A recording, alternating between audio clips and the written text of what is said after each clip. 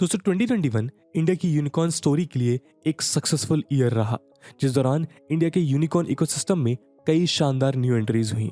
उदाहरण के तौर पर 2021 में इंडिया का first health unicorn Innovaccer, first social commerce unicorn Meesho और first e pharmacy unicorn PharmEasy India की सक्सेसफुल यूनिकॉर्न स्टोरीज में ऐड हुए।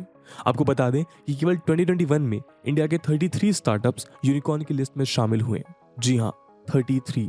और इससे भी कई ग्रेटर स्पीड से ये नंबर 2022 में बढ़ता जा रहा है। यानी पिछले साल इंडिया ने हर महीने लगभग 3 सक्सेसफुल यूनिकॉर्न्स प्रोड्यूस किए हैं। ये अपने आप में एक मैसिव रिकॉर्ड है और इंडिया की सक्सेस को आज दुनिया भर में रिकॉग्नाइज किया जा रहा है। अपनी इसी प्रोग्रेस के चलते इंडिया अब विश्व भर में तीसरे नंबर पर पहुंच चुका है। जी हाँ, हराउन रिसर्च इंस्टीट्यूट द्वारा पब्लिश की गई रिपोर्ट में ये सामने आया है कि इंडिया की टोटल 54 यूनिकॉर्न्स के साथ यूनाइटेड किंगडम को पीछे छोड़ता हुआ अब world's top 3 unicorn hosting countries में अपनी जगह बना चुका है।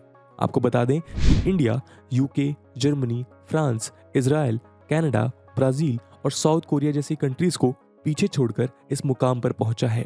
इस लिस्ट में पहले नंबर पर यूनाइटेड स्टेट्स ऑफ अमेरिका और दूसरे पर चाइना बना हुआ है और इंडिया अब तीसरे स्थान पर है। और दोस्तों ये तो केवल डोमेस्टिक डेटा के बेस पर है। आपको बता दें कि आज इंडिया के 100 से ज्यादा यूनिकॉर्न्स पूरे विश्व भर में फैले हुए हैं। इनमें से 94 इंडिया में मौजूद हैं, जबकि 65 इंडिया के बाहर। उदाहरण के तौर पर US based on demand delivery unicorn Instacart, Mexico based fintech unicorn Clip, UK based gaming unicorn Improbable, Singapore based e commerce unicorn Moglix, Germany based e commerce unicorn Omio, ये सभी उन सक्सेसफुल यूनिकॉर्न्स के उदाहरण हैं जिनको या तो पूरी तरह कोई इंडियन रन कर रहा है या फिर किसी इंडियन ने इनको को फाउंड किया है। वैल्यू के बेसिस पर बात करें तो आज इंडिया ने 94 यूनिकॉर्न्स की टोटल वैल्यूएशन $319.67 बिलियन है। फ्लिपकार्ट, नायका, भारत पे, पेटीएम, ओला कैब्स, जोमैटो और न जाने कितने ऐसे यूनिकॉर्न्स हैं जिन्होंने आज इंडिया के स्टार्टअप इकोसिस्टम को पूरी तरह से बदल दिया है। इस लिस्ट को देखकर लगता है पिछले कुछ सालों में इंडिया में सक्सेसफुल यूनिकॉर्न्स की जैसे एक बारिश हुई है। लेकिन आपके दिमाग में अब भी ये सवाल आ रहा होगा कि क्या इंडिया में यूनिकॉर्न को रेस करना इतना आसान है? आज की वीडियो में हम इसी बात पर चर्चा करेंगे। तो चलिए शुरू करते हैं आज का डिस्कशन। नमस्कार दोस्तों, मेरा नाम है आदर्श और स्वागत है आपका स्टडी आईक्यू में। आगे बढ़ने से पहले मैं आपको बता दूं कि अब स्टडी आईक्यू के किसी भी शानदार कोर्स को परचेज करने से पहले, चाहे वो यूपीएससी एग्जाम हो, स्टेट पीएससी हो, जुडिशरी एग्जाम्स हो या फिर हो बैंक पीओ का एग्जाम, आप यूज कर सकते हैं कूपन कोड आदर्श 33, जिससे आपको मिलेगा फ्लैट 33% डिस्काउंट स्टडी आईक्यू के सभी कोर्सेज पे। बाकी के अपडेट्स के लिए आप मुझे मेरे सोशल मीडिया हैंडल्स पे भी फॉलो कर सकते हैं।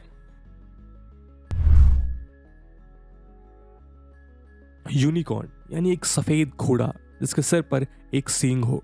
इस शब्द की डिक्शनरी में यही मीनिंग है। वैसे ये घोड़ा रियलिटी में तो एग्जिस्ट नहीं करता, लेकिन माइथोलॉजिकल यानी पौराणिक कथाओं में ये एक डिवाइन हॉर्स माना जाता है। खैर, इकोनॉमिक्स में यूनिकॉर्न वो प्राइवेटली ओन्ड स्टार्टअप कंपनीज होती हैं जिनकी वैल्यूएशन $1 बिलियन या उससे ज्यादा हो। ऐसी कंपनीज को ये नाम एक बिजनेस लेडी एलिन ली ने 2013 में दिया था। एलिन ली एक investment firm cowboy ventures own करती हैं। डिजिटल मार्केटिंग में सिर्फ 6 महीने पहले शुरू हुई कंपनी मेंसा ब्रांड्स कुछ ही समय पहले एक यूनिकॉर्न बन गई। कुछ वक्त पहले क्रिप्टो करेंसी में ट्रेड करने वाले एक स्टार्टअप कॉइनस्विच कुबेर ने यूनिकॉर्न के तमगे को हासिल किया। 2017 में शुरू हुई कंपनी कॉइन DCX के साथ इंडिया की दूसरी क्रिप्टो करेंसी यूनिकॉर्न है। तो सवाल है कि क्या इंडिया में $1 बिलियन जुटाना यानी एक यूनिकॉर्न कंपनी बनाना बाकी देशों के कंपैरिजन में थोड़ा आसान है, और अगर है तो वो कैसे? आगे की वीडियो में हम इसी बात पर चर्चा करेंगे। दोस्तों, अर्थशास्त्र और व्यापार बिना नंबर्स के हो ही नहीं सकता, तो पहले यही जान लेते हैं। इंडिया की एक नॉन प्रॉफिट ट्रेड एसोसिएशन है, national association of software and service companies यानी नासकॉम। नासकॉम ने कुछ दिनों पहले कुछ डिटेल्स दिए। उस डिटेल्स के कुछ खास पहलू ये थे कि सिर्फ इस साल के अप्रैल से जून महीने के बीच में $6.5 बिलियन का इन्वेस्टमेंट कंपनीज को मिला है। 75% यूनिकॉर्न कंपनीज सिर्फ पिछले 11 सालों के अंदर ही इनकॉर्पोरेट हुई हैं, और इन 75% में भी तकरीबन 50% कंपनीज 2017 या उसके बाद बनी हैं। इन सभी यूनिकॉर्न्स में 60% फंड्स इन 3 सेक्टर्स में इन्वेस्ट हुए। पहला ई कॉमर्स जैसे कि फ्लिपकार्ट और स्नैपडील, दूसरा SaaS यानी सॉफ्टवेयर एज अ सर्विस यानी कोई ऐसा सॉफ्टवेयर जो आपको कोई खास सर्विस देता है, for example Netflix, Z5 etcetera, जिनमें आप फिल्म या वीडियोज ऑन डिमांड देखते हैं। दूसरा एग्जाम्पल गाना.com पर आप सॉन्ग ऑन डिमांड सुनते हैं, वो भी एक सर्विस हुई। और तीसरा सेक्टर है फिनटेक, यानी फाइनेंस से रिलेटेड डिजिटल कंपनीज जैसे कि पेटीएम, रेजर पे, मोबीक्विक, भारत पे या फिर क्रेड या जीरोधा एक्सेट्रा। और इन तीनों के बाद फिर एजुकेशन टेक्नोलॉजी सेक्टर और लॉजिस्टिक्स सेक्टर जैसे ओला, Meru cab, Zomato, Swiggy etcetera. 1/3 companies का हेडक्वार्टर बेंगलुरु में है और तकरीबन 20% कंपनीज का हेडक्वार्टर दिल्ली एनसीआर के रीजन में। एक रिसर्च ऑर्गेनाइजेशन पिचबुक ने इंडियन स्टार्टअप इंडस्ट्रीज को लेकर ये डेटा शेयर किया। अब इन स्टार्टअप्स की वैल्यूएशन 1 बिलियन इतनी जल्दी कैसे हो रही है, जबकि इंडिया की 2 companies Zoho and make my trip को 10 साल से ज्यादा का समय यूनिकॉर्न बनने में लग गया। अक्सर हम और आप किसी शॉप या मॉल में एक मशीन पर अपना एटीएम या क्रेडिट कार्ड स्वाइप करके पेमेंट करते हैं। उन मशीन्स की एक बड़ी सप्लायर कंपनी पाइन लैब्स है, जिसको 22 साल लग गए यूनिकॉर्न बनने में। तो इसके 2 जवाब हैं, वेंचर कैपिटलिस्ट और एंजल इन्वेस्टमेंट।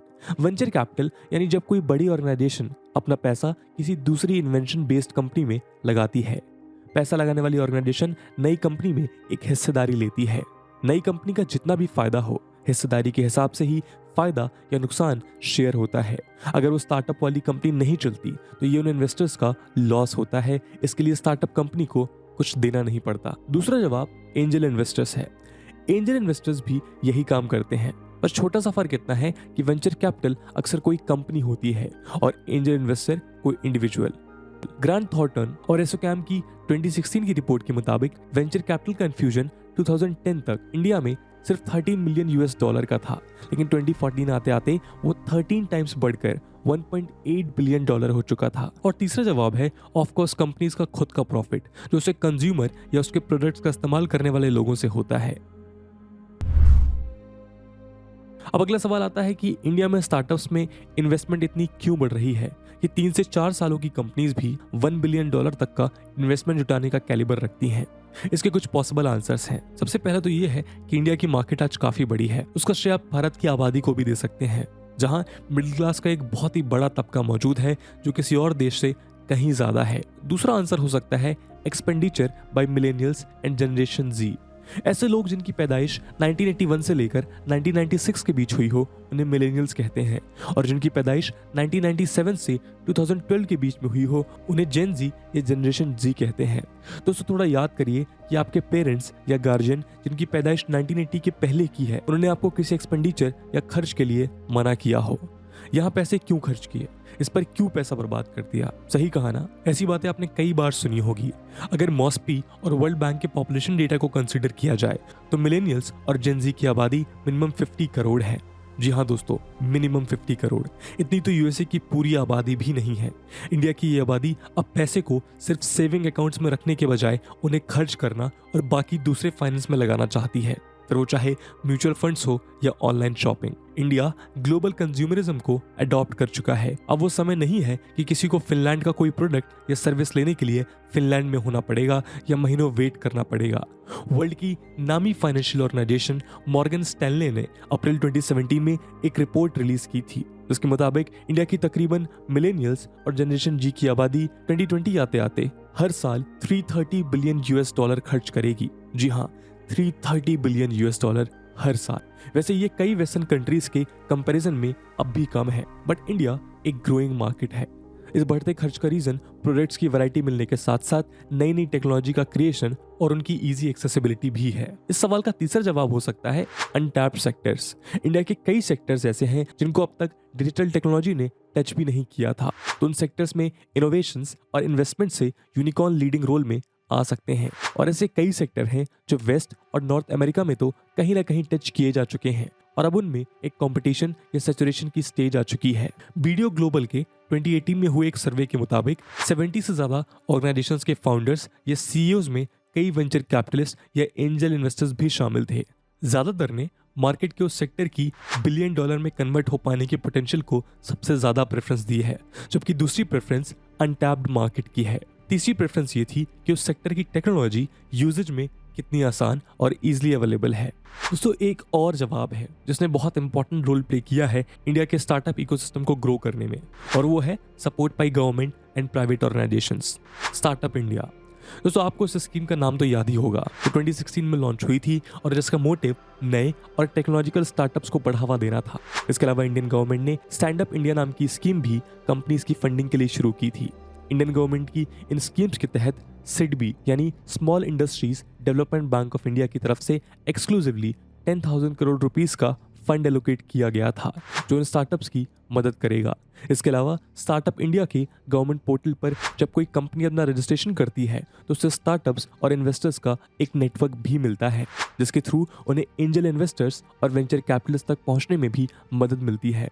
फॉर एग्जाम्पल, मई 2018 में इंडिया और जापान ने एक जॉइंट स्टेटमेंट साइन किया। इसका नाम था जापान इंडिया स्टार्टअप हब। इस जॉइंट वेंचर के कई मोटिव्स में से एक ये भी था कि इंडिया में शुरू हो चुके या शुरू होने वाली कंपनीज के लिए जापान से वेंचर कैपिटल के लिए रास्ते आसान किए जाएं। अब ऐसी कई फर्म्स और नॉन प्रॉफिट ऑर्गेनाइजेशन नई कंपनीज को सलाह भी देती हैं ताकि उनकी वैल्यूएशन को इंक्रीज किया जा सके। बीडीओ यानी बिंडर डिशके ओटे बेल्जियम की बिजनेस कंसल्टेंट ऑर्गेनाइजेशन है जो कंपनीज को फाइनेंस से लेकर बाकी प्लानिंग की एडवाइस देती है, और बीडीओ जैसी कई ऑर्गेनाइजेशंस ने वेस्ट के साथ साथ इंडिया में भी अपने ऑफिसेज बनाए हैं। इंडिया की नास्कॉम भी इन ऑर्गेनाइजेशंस में से एक है। वर्ल्ड इन्वेस्टमेंट रिपोर्ट 2021 के मुताबिक इंडिया ने इन्वेस्टमेंट में 5वीं रैंक हासिल कर ली है। 2019 में इंडिया में $51 बिलियन का इन्वेस्टमेंट हुआ, तो 2020 में पैंडेमिक के बावजूद इन्वेस्टमेंट $64.1 बिलियन का हुआ, जो कि तकरीबन 27% का इंक्रीमेंट है। और इस इन्वेस्टमेंट का सबसे बड़ा हिस्सा आईसीटी यानी इंटरनेट कंप्यूटर टेक्नोलॉजी की ऑर्गेनाइजेशंस में हुआ है। वैसे ऐसा नहीं है कि इंडिया में यूनिकॉर्न बनने के लिए हर सेक्टर इस मामले में गोल्डन ही है। कुछ कंपनीज भले ही यूनिकॉर्न ना हो, पर बड़े इन्वेस्टर से फंड जुटाने के बावजूद वो फ्लॉप हो गई हैं। डीमोनेटाइजेशन से जहां पेटीएम और मोबीक्विक जैसी कंपनीज को थोड़ा बूस्ट मिला, तो टोलेक्सो जैसी कंपनीज अचानक से सेल्स के गिरने की वजह से बंद हो गई। कई कंपनीज के बंद होने की उनकी अपनी खामियां भी होती हैं, लेकिन कुछ खामियां मैनेजमेंट एंड से भी रही हैं, जिनको सॉल्व करना बहुत जरूरी है। चलिए बात करते हैं कुछ इन्हीं कमियों के बारे में। Education and digital divide. India की आबादी का एक बहुत ही बड़ा हिस्सा डिजिटल वर्ल्ड से अछूता है। हालांकि उसके पीछे एजुकेशन ही एक सिंगल फैक्टर है जो डिजिटल अडेप्टेशन के लिए रिस्पॉन्सिबल होता है। इंडिया की 65% से ज्यादा की आबादी गांव और रूरल एरियाज में रहती है। ट्राई के दिसंबर 2020 के डेटा के मुताबिक सिर्फ 34% रूरल इंडिया इंटरनेट का यूज करता है। इसमें एक अहम सवाल ये भी पैदा होता है कि अगर वो इंटरनेट चलाना भी जानते हैं तो किस हद तक। वैसे अगर साफ तौर पर कहा जाए तो एजुकेशन इंडिया का 90% सॉल्यूशन है, क्योंकि बगैर एजुकेशन के किसी भी टेक्नोलॉजी को लोगों तक पहुंचाने की बात करना एक मुश्किल टास्क है। Skilled personal and remunerations. दोस्तों इंडिया में स्किल्ड लेबर की शॉर्टेज के बारे में हम सभी जानते हैं।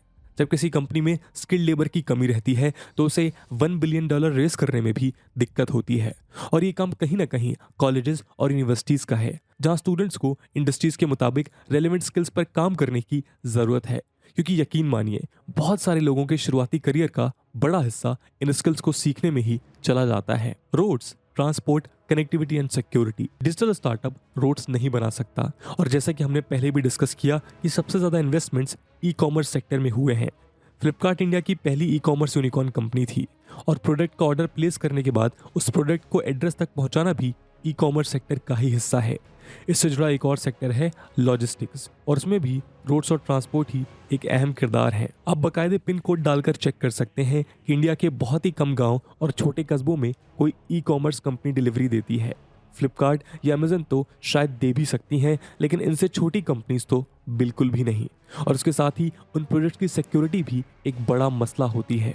ये कोई 5 साल पुरानी नहीं, बल्कि दिसंबर 2019 की ही बात है, जब गौतम बुद्ध नगर के दिनकौर इलाके में एक डिलीवरी बॉय से 50,000 रुपीज से ज्यादा का सामान लूट लिया गया। ये जगह नोएडा जैसी सिटी से शायद 40 किलोमीटर ही दूर होगी, और शायद इन्हीं कारणों से कई सर्विसेज अंदरूनी इलाकों में नहीं जाना चाहती।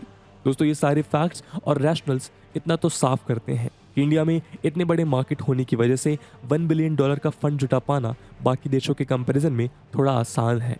लेकिन इंडिया को यूरोप, नॉर्थ अमेरिका और जापान की तरह एजुकेशन, रोड्स एंड ट्रांसपोर्ट जैसी कुछ बेसिक फैसिलिटीज को जल्द इंप्रूव करने की जरूरत है। इसके अलावा दोस्तों अगर आपको लगता है कि कुछ और भी फैक्टर्स हैं जो इंडिया को एक यूनिकॉर्न हब बनाने में मददगार या फिर कारगर रहे हैं तो कमेंट सेक्शन में ज़रूर बताइएगा। आज की वीडियो के लिए इतना ही। आई होप आपको वीडियो पसंद आई होगी और अगर पसंद आई है तो अपने दोस्तों के साथ शेयर करना मत भूलिएगा। हम मिलते हैं अगले वीडियो में, तब तक के लिए जय हिंद, जय भारत।